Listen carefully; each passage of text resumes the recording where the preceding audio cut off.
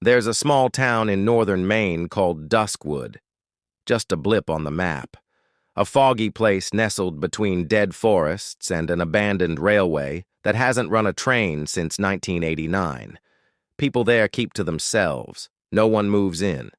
No one really moves out. But if you ask anyone in Duskwood about the bell tower, they'll change the subject.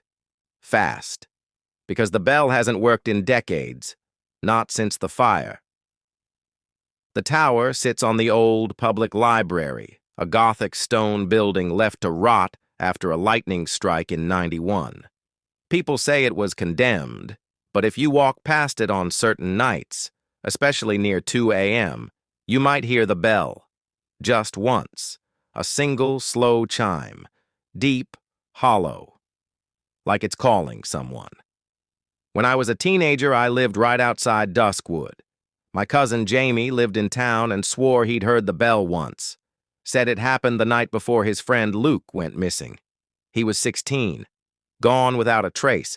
No struggle, no signs of a runaway. Just vanished. I thought Jamie was full of it. But one night, I heard it too. It happened the summer I turned 18.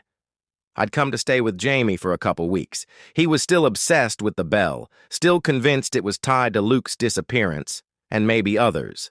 He said the town knew something, but nobody talked. They acted like ignoring it made it go away.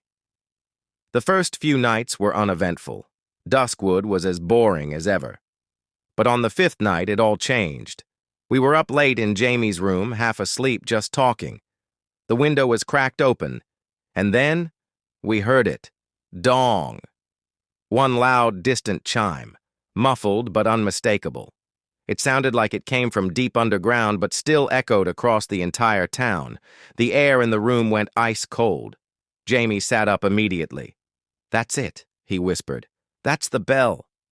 I told him it could have been anything. A car crash, a church, even a weird echo from the highway.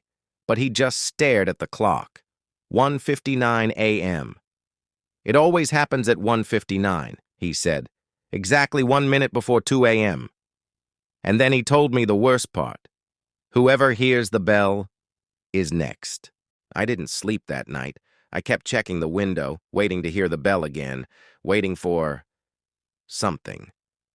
But the rest of the night was silent.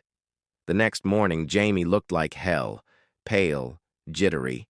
He told me we needed to go to the library, to the tower. "No one goes near it," he said. "Not since the fire.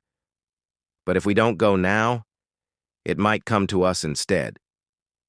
I didn't believe in curses or ghost bells, but something about that chime stayed with me, like it had pressed into my skull. Jamie said the sound marks you, that after you hear it, things start to change. You see things, hear things, things that aren't supposed to be there. I asked him what happened to Luke. He paused, then said, 3 days after he heard the bell, Luke said someone was watching him, but no one ever saw anything. He stopped coming to school. Then he vanished, no trace. The cops chalked it up to a runaway, but the night after he disappeared, I heard the bell again. Jamie believed Luke wasn't the only one. He had a list, names of people who'd disappeared over the years, all after hearing the bell. Some were just rumors, others confirmed. They all had one thing in common. Nobody ever found them.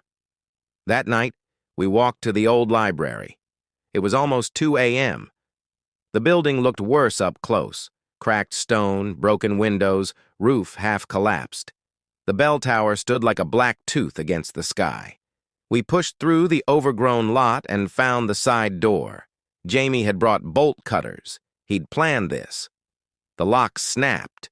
The door groaned open. Inside, it was colder than outside.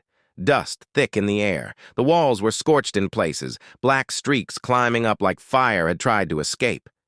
But the worst part? It was dead silent. No wind, no animals, nothing. And then we heard a sound. Not the bell. Not yet. But something like shuffling. Something moving above us. In the tower. We found the old staircase leading up. Rusted metal and rotted wood spiraled into the dark above us. Jamie didn't hesitate. He started climbing, flashlight in hand. I followed, even though every step felt like it might snap under my feet. The higher we went, the worse the air felt, like it was pressing inward, heavy. And that shuffling sound, it kept coming and going, always just above us, just out of reach. Near the top, the stairs ended in a broken landing. The door to the bell room was slightly ajar. Jamie pushed it open. Inside, it looked like no one had been there in decades. The bell itself was cracked, its rope missing. Dust covered everything. But then, I saw the wall. There were names, dozens of them, scratched into the stone.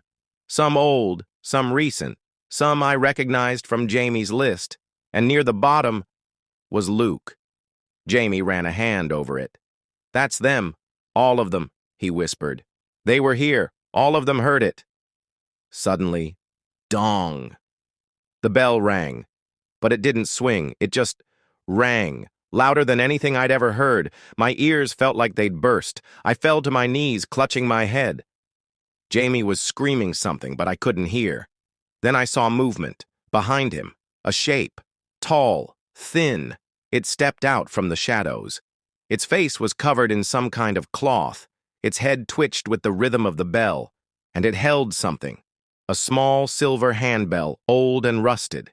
It looked at us, or through us. Then it whispered, without moving its mouth, "You heard it. Now come." I blacked out. I woke up at home, on the floor of Jamie's room. It was daylight. My head pounded, but I was alive. Jamie wasn't. His bed was empty, his backpack and phone still there. But he was gone. I checked the window. The sun was bright, birds chirping, like nothing had happened. But I knew what I'd seen, what I'd heard. I tried to tell the police. They said Jamie had probably run off, that he had problems, that I was under stress. No one believed me, until the next night. 1:59 a.m. The bell rang. Dong! Just once, and I knew. He was gone, like the others, like Luke.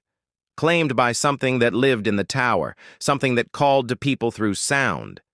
I moved out of Duskwood a week later, never went back. But here's the thing. Even now, years later, sometimes when the world's quiet, when it's just me and the dark, I still hear it. That single chime. And I remember what it said.